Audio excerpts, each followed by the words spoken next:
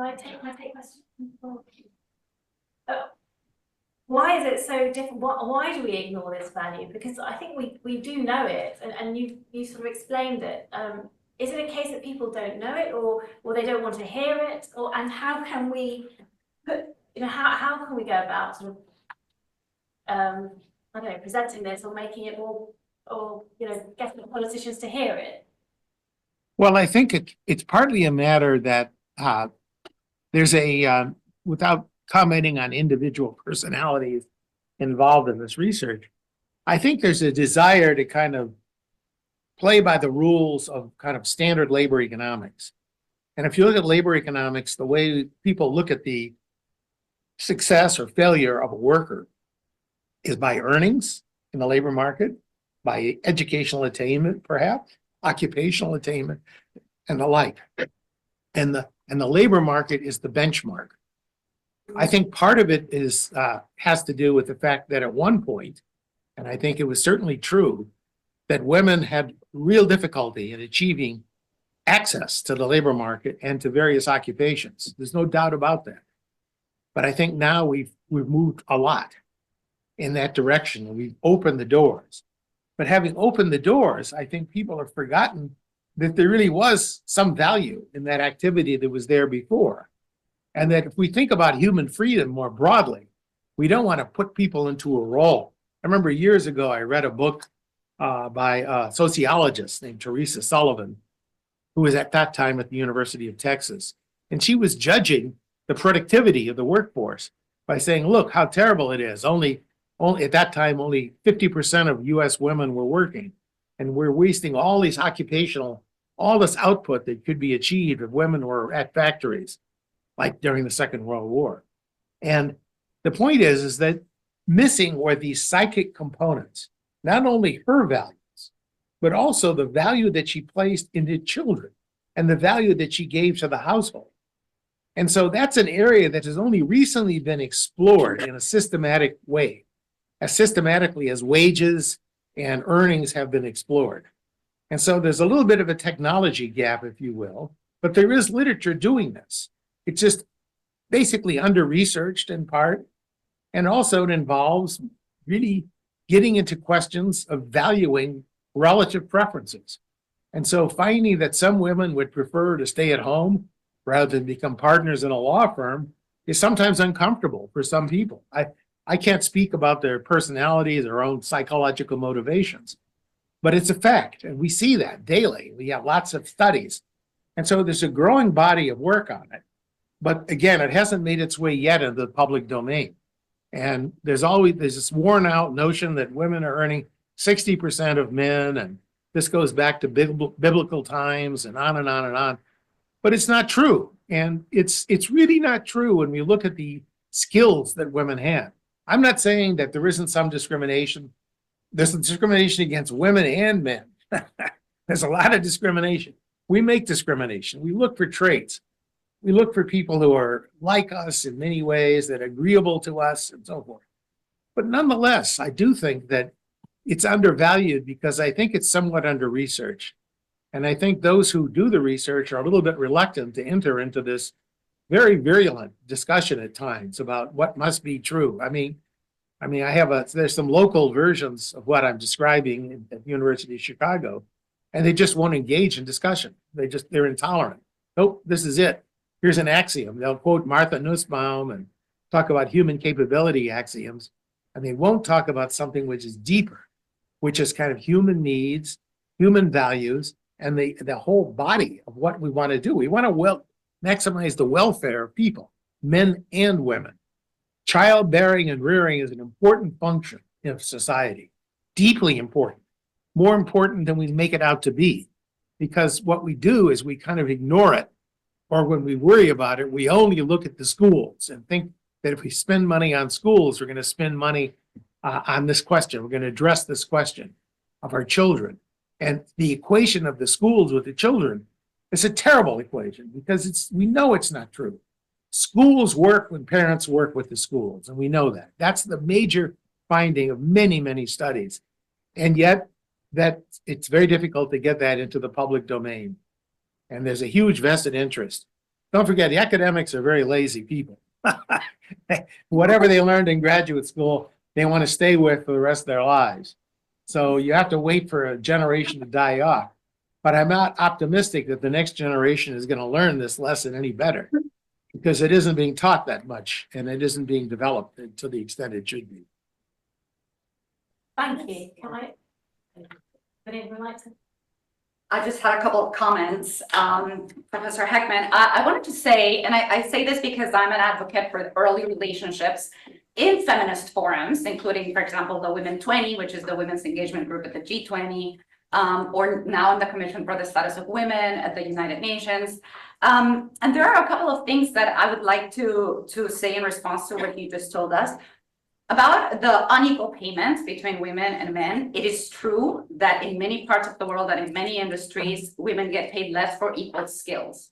The problem is that we are not valuing the skills that women have as highly as the skills that many men in the industry have. So parenting and mothering is not valued. In fact, when we talk in international development about upskilling, right, the women's workforce, it's basically saying we don't think mothering is skilled, right? And that is something that we need to change. Right, I agree with you completely. Yeah, but that's what these programs are designed to change. Yes, absolutely. Another thing that I wanted to add is that sometimes when we talk about feminism, I think most of the time we are referring to the main white stream feminism. And we forget that at the time, right, back in the 40s and the 50s, at the time of this wave of white mainstream feminism, particularly in the United States, there was also a wave of Black women who were advocating for universal basic income for young families, in essence, giving value to their role at home as mothers, right? And somehow that did not prevail. And so a concept that is important to highlight is this concept of decolonizing feminism, right? And accepting that there are different forms of feminism throughout the world. And it's not just that mainstream white feminism that we tend to think of. No, I completely agree, the thrust of what you're saying. I think we undervalue the output of the home. And I do think then, I don't know if it's necessarily in the form of a subsidy, just a lump sum subsidy to the family. That's the best way to execute it. But I think we do want to recognize that essentially the environment is changing, the workplace is changing, that a lot of women are going to be going into the workplace, and that we want them to go in the workplace if they want to go in the workplace. They provide great value to the society, but also that what we do by subsidizing part of their activity is we reduce or substitute away from the activity that's not subsidized. So you're absolutely right. Market forces are not right now operating in a way that promote efficiency in child production, if you want to say it that way. I mean, it's a very economic statement, putting in a very, but it's really saying we do really want to think about the effect, what the costs are of women working and what the costs they bear, not only psychic costs, but also the costs borne by the children. So I think we want to recognize those are activity. And that's a public policy debate as of right now. What are we going to do about childcare? What are we going to do about quality childcare? If women are going to work, and many women choose to work, nonetheless, what will happen to the children? See, there's a very interesting study that was done on a Canadian study many years ago now, done about 20 years ago in Quebec. It's a famous study. You've probably heard about the study.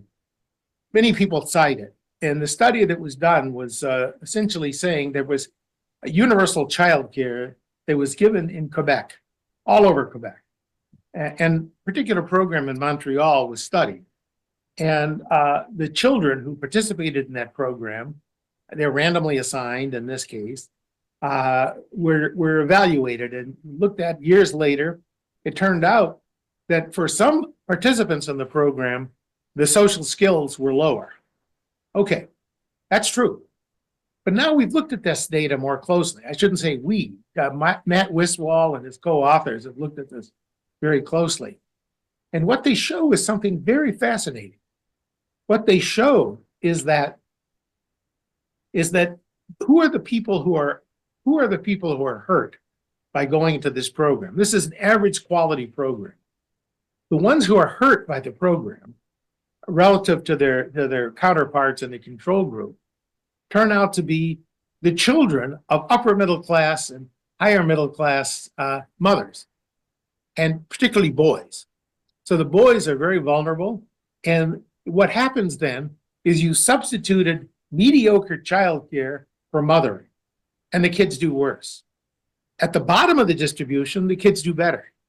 So we do understand that there really is some fundamental contribution of the mother, and that there really is a loss measured by these test scores and by these these aren't just achievement test scores. These are scores on personality and engagement, executive functioning, and the like. And so I think it's just one of many measures of parenting, the value of parenting that we typically ignore. So yeah, you give mediocre childcare. Public provision of many of these programs typically goes towards the middle, and which means then there may be a redistribution from the bottom upward, but there may be a bottom downward. It may be that the top really suffer. But at the same time, I think there is a better way.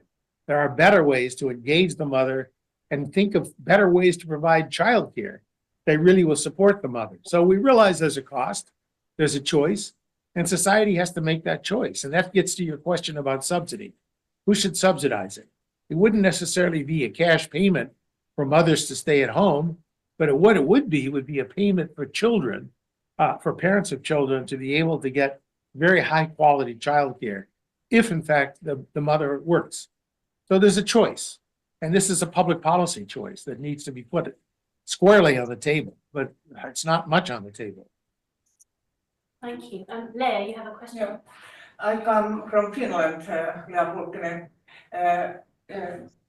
You have been a highly respected authority when our politicians have wanted to increase the daycare attendance from the very early age. We had a very different system, but now it has changed. Is this due to misunderstanding of your research findings, or can you explain, or what would you say now? Because now I hear a different emphasis in your speech.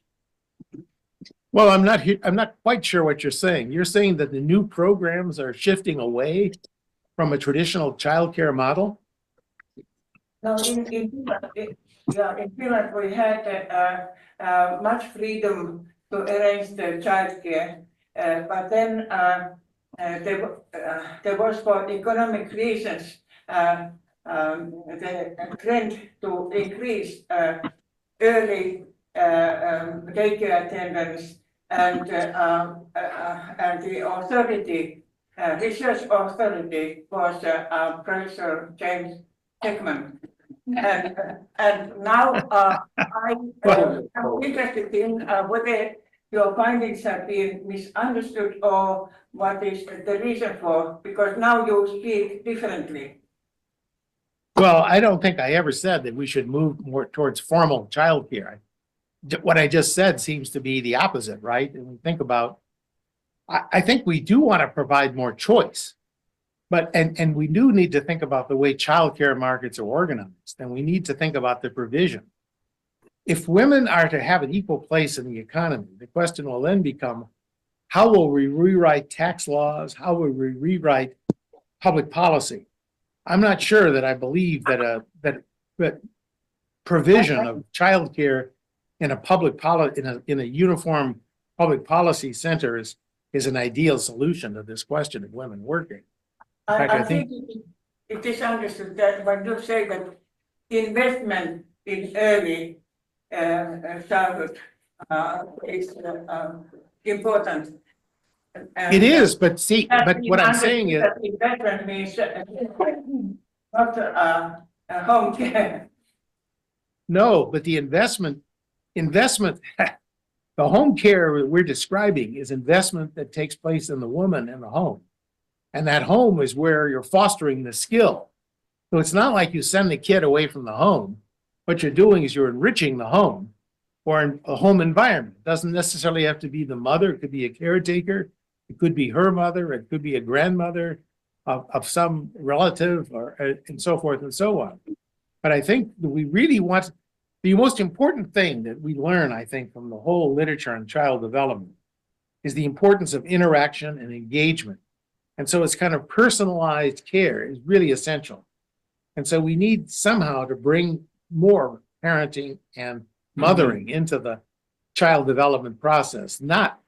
Child development is not necessarily a school. It's not a curriculum. It's not something that the certain education school people would like to look at and say, oh, we have a curriculum today. We're going to go through this list or that. What we really want to do is improve the engagement, the quality of the interaction. So the Vygotsky, the famous Russian psychologist, used the term scaffolding, and it's a wonderful term. It's like Pygmalion almost, although it's not as manipulative. It's really saying that the mother and the child interact, or the mother and the caregiver. The caregiver interacts with the child. And so it's that interaction which is vital, and we need to encourage it. And I'm not entirely sure that a center is the best way to do that. And I completely agree with you that you might think about subsidizing the mother to stay at home for a while. And some environments do. Some of the Nordic countries, I know Denmark, has certainly given generous leaves of absence. And we know that the bonding between the mother and the child in the early years plays a very important role. And the bonding of the father with the child also is recognized increasingly as important. So I think those are factors that we do want to take into account. But not necessarily a child care center that's more standardized. I think Professor Heckman, I think you need to visit Finland. I mean, clearly the Heckman equation is being used by the authorities in Finland.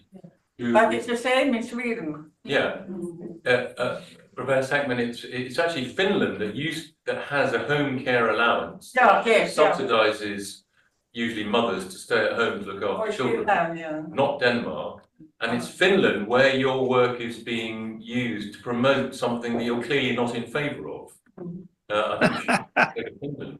Well, I'm sorry to hear that. I can only say that I know that years ago, the mayor of New York, not the current mayor or his predecessor, but the predecessor before, was using my work.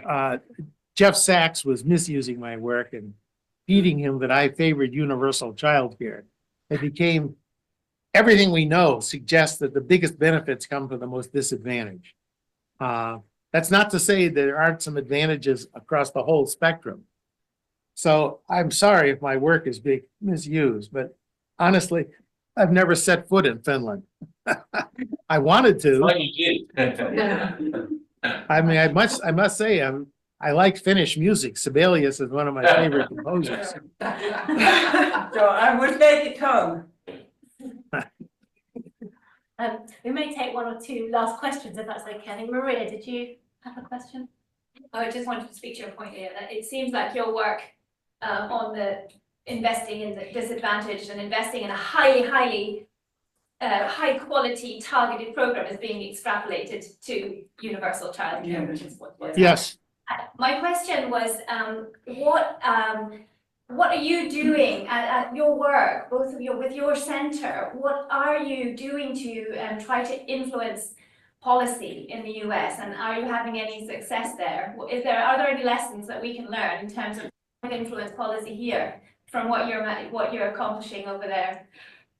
Well, I mean, we're planning a mission to parachute into Ukraine next week. So we get on the map of Trump. Now, right now, there isn't a lot of, I wouldn't say there's a lot of thinking about this issue going on in Washington. And there's a lot of commotion, as you're probably well aware of from the newspaper. I think the issue has gotten siloed in some ways. I think it's now sort of off the table. And I think this issue of universality and so a lot of slogans have been adopted and maintained by very successful advocacy groups. What's amazing to me is that the body of research on this question is so badly funded. and the advocacy is so well funded. For example, I'll give you an example. And I know this is a plea from an academic saying, please fund me. So I know you can dismiss it. But I think when we think about childcare, we think about child development, we're still at a very early stage. People are looking at things like books in the home, education of the mother. Those are probably important, although my late colleague, Gary Becker, who won a Nobel Prize, he was a very brilliant guy, told me when he grew up, there wasn't a single book in his home. His parents just simply didn't read. So he wasn't a big fan of books in the home per se. But I think what we really want to get at is the value of interaction. And we're only now beginning to get at it. So we have some work underway where we know intuitively that's true. At a very intuitive level, we know that it's true. And the nature of how we measure that. So a personalized interaction where we stay with the child, and that's where a lot of research needs to be done. But it has to be understood better, much better. And I think politicians nowadays most international politicians, whether in Washington or in Hong Kong or in London or in Washington, wherever, they will think about schools and schooling and teachers and all of this when they come to the notion of how to take care of children. Or maybe they will think about infant health, which is, of course, a huge issue, especially in Africa and some parts of India and in Southeast Asia. So I'm not denying those are important. But equally important, I would argue, for child development is this building of the nature of the interaction. And I think that's very poorly understood. And I think there are forces around. Many of you know all of these advocacy groups that, they will advocate, for example, for Head Start or for this program or that, and they have money in it. Nurses, what is it? The Nurse Family Partnership Act. These people have very rigid curricula, and they sell money and make money on it. And that's okay. It's not bad to make money, I guess. But importantly, they're not getting at the heart of it.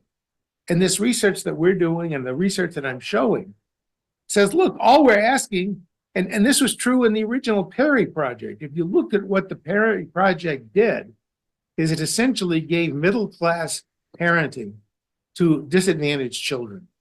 And that's what the founder said when he was observing this in his own private notes on the program. And all he was doing was providing interaction, warmth, support, and engagement. And it's very hard to measure that. And it sounds very soft and fuzzy, but we have measured it. There's much more to be done. But the important thing is that we really have to try to get people to understand what education is all about.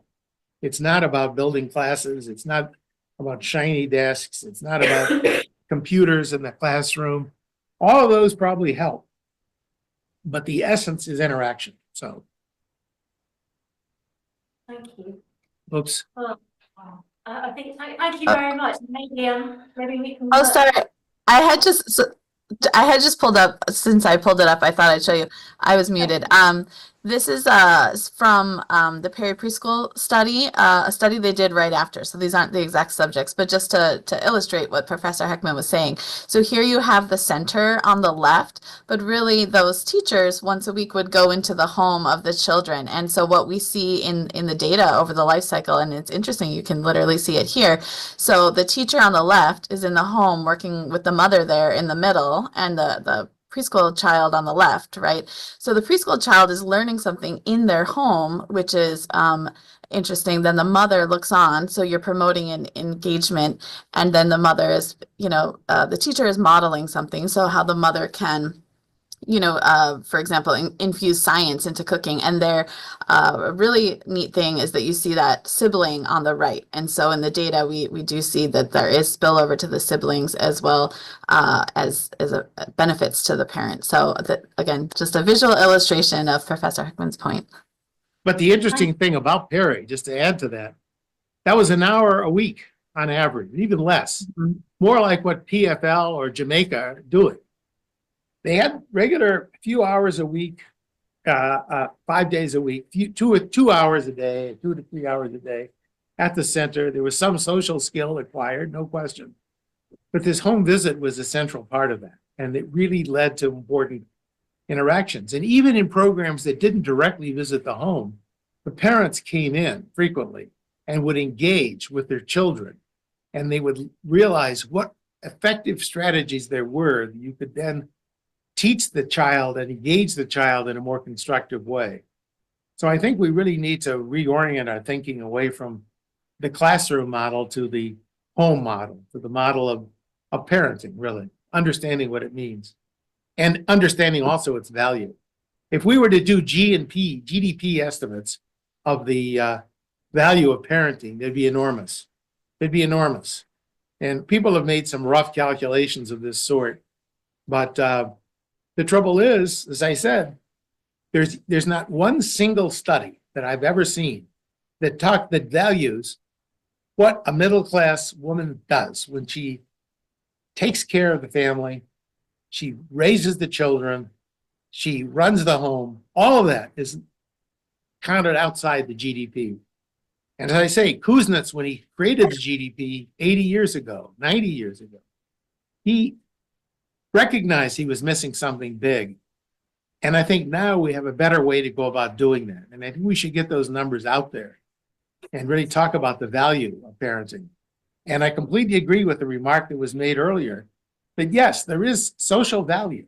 So if we subsidize people to not smoke, we might also subsidize people to engage in parenting and to engage in this kind of engagement with their own children. And I think there is a social value that comes from that. And you could monetize that, but you could do more than monetize it. You could look at not only the dollar gains, but look at the value in terms of social and emotional skills, increased longevity, a variety of things. And those pictures that Allison showed you were the Perry children. The Perry children are now 55 years old. We followed them to the age 55. And those children are doing pretty well. And their health is better. They have actually better executive functioning.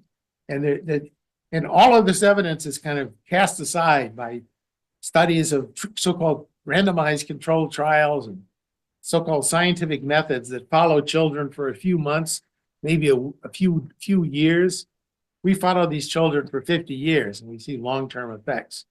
And I think we should really make full use of the evidence we have, which is what we're trying to do.